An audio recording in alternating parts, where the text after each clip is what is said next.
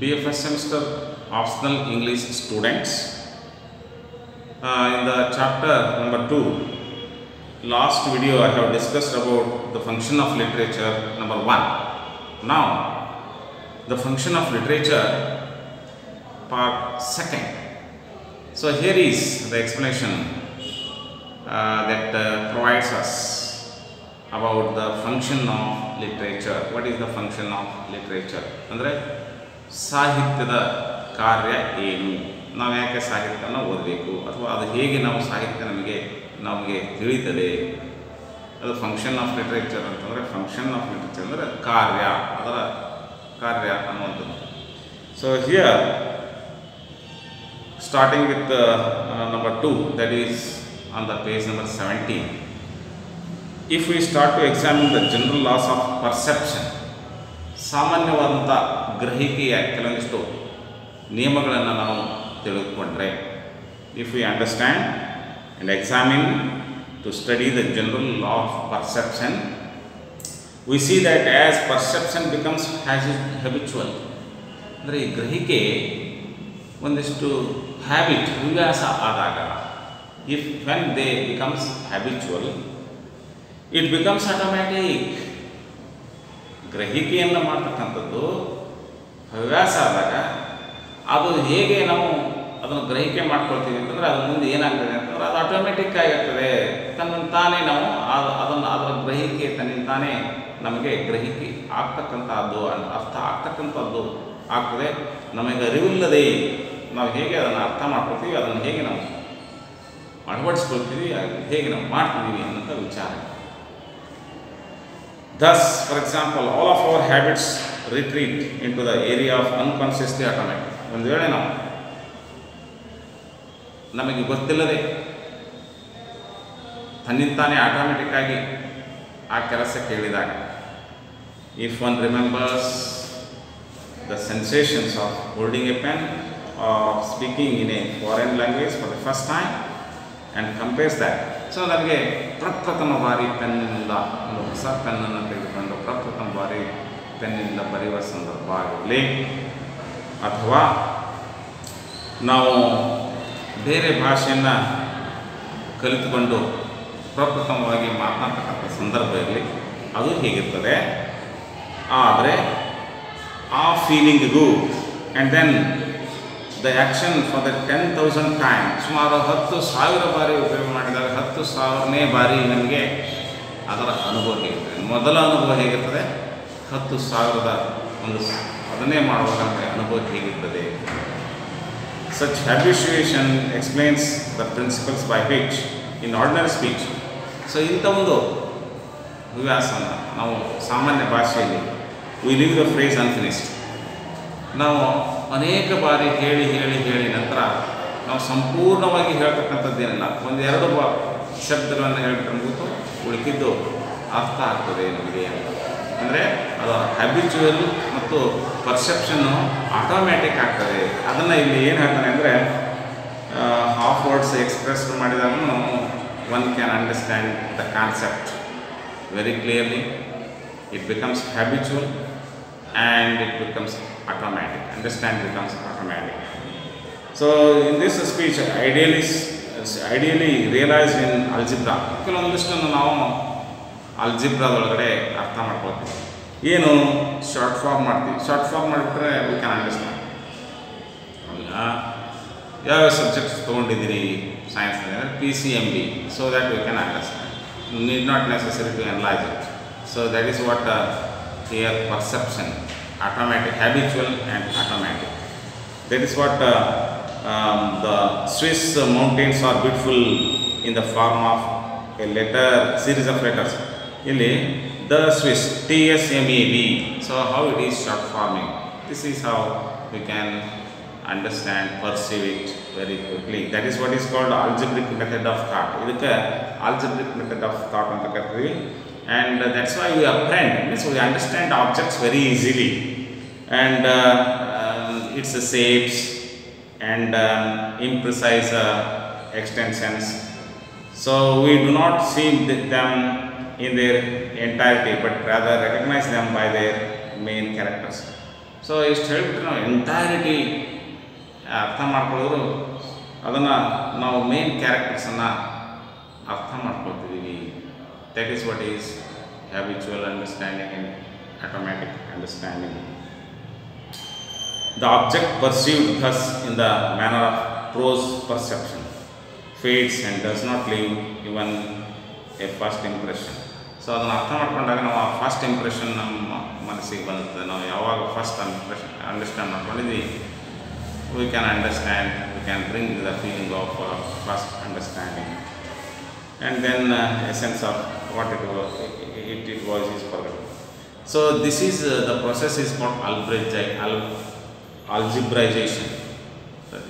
This understanding is algebraization, and the over atomization, it becomes automatic, it is over atomization of an object permits the greatest economy of perceptive effort. So we also need very less effort to perceive. ನಾವು ಕಡಿಮೆ ನಮ್ಮ ಶಕ್ತಿಯನ್ನು ಹಾಕ್ತೀವಿ, ಅರ್ಥ ಮಾಡ್ಕೊಳ್ಳಿ, ಅರ್ಥ ಬೇಗ ಮಾಡ್ಕೊಳ್ತೀವಿ. Need not explain it in a very detailed manner. And either objects are assigned only one proper feature, a number, for example, else they function as though they formula and do not even appear in cognition. So that's why. And so life is reckoned as nothing. Habitualization divorce works. ನಾವು habitual ಅಲ್ಲ, ಅದು ನಾವು understand ಮಾಡ್ಕೊಳ್ತಾ ಇದ್ದೀವಿ, ಹಾಗೆ ಅದು ಆ ಕೆಲಸವನ್ನು ಮುಗಿಸ್ತಾನೆ ಹೋಗ್ತದೆ, ಅದನ್ನು ಅರ್ಥ ಮಾಡ್ಕೊಳ್ತೀವಿ. It divorce clothes, furniture, once wife, ಅಂದರೆ ಎಲ್ಲದನ್ನೂ ನಾವು ಅರ್ಥ ಮಾಡ್ಕೊಳ್ತಾನೆ ಹೋಗ್ತಿದ್ದೀವಿ ಹ್ಯಾಬಿಚುವಲ್ ಆಗಿ. And fear of war. If the whole complex lives of many people go on unconsciously, then such lives are as if they had never been. So ಹೀಗೆ ನಾವು ಅರ್ಥ ಮಾಡ್ಕೊಳ್ತಾ ಹೋಗ್ತೀವಿ. ಅದಕ್ಕಾಗಿಯೇ ಇಲ್ಲಿ ಆರ್ಟ್ ಅಂದರೆ ಅಥವಾ ಲಿಟ್ರೇಚರ್ ಅಂದರೆ function. Art exist that one May recover the sensation of life. ಜೀವನದ ಸೆನ್ಸೇಷನ್ಸನ್ನು ನಾವು ಹೇಗೆ ಅರ್ಥೈಸ್ಕೊಂಡಿದ್ದೀವಿ, ತಿಳ್ಕೊಂಡಿದ್ದೀವಿ, ಅಲ್ಲಿ ಈ ಕಲೆ ಸಿಗುತ್ತದೆ. Art exist, literature exist here. It exist to make one feel things. ನಾವು ಅದರಿಂದ ವಸ್ತುಗಳನ್ನು ಹೀಗೆ ಇರ್ತದೆ ಅನ್ನುವಂಥ ಫೀಲಿಂಗ್, ಅಂಡರ್ಸ್ಟ್ಯಾಂಡ್, ಗ್ರಹಿಕೆ ನಮಗೆ ಬರ್ತದೆ. To make the stone stony. The purpose of art is to impart the sensation of things as they are perceived and not as they are known. That is why a very important sentence here it is. The purpose of art means the function of art or the function of literature is to impart the sensation of things. So in this way, literature is giving you the sensation of things, and as they are perceived, and not as they are known, not as we have known, but as they are in reality. The technique of art is to make objects unfamiliar. So the technique of art ಹೇಗೆ ಅಂದರೆ ಅದು ನಮಗೆ ಅನ್ಫ್ಯಾಮಿಲಿಯರ್, ನಾವು familiar ಆಗಿ ಹೇಳೋದಿಲ್ಲ, ನಮಗೆ ಏನೋ ಅದ್ಭುತ ಅನ್ಫ್ಯಾಮಿಲಿಯರ್ ಆಗಿ ಹೇಳ್ತದೆ. To make forms difficult. So ಅದು ನಮಗೇನೋ ಫಾರ್ಮ್ ಭಾಳಷ್ಟು ಡಿಫಿಕಲ್ಟ್ ಆಗಿರುತ್ತೆ. To increase the difficulty and length of perception, because the process of perception is an aesthetic end. So why ಅಷ್ಟು ನಮಗೆ ಅರ್ಥ ಮಾಡ್ಕೊಳ್ಳೋದು ಜಟಿಲ ಆಗ್ತದೆ ಅಂದರೆ ಅದಕ್ಕೆ ಅಸ್ಥೆಟಿಕ್ ಎಂಡ್ ಇರ್ತದೆ. Beautiful, beauty, there is a theory of beauty in it. And because the process of perception is an aesthetic end in itself and must be prolonged, so understanding must be prolonged. So that's why art is a way of experiencing the artfulness of an object. Art is a way of experiencing the artfulness of an object. The object is not important here.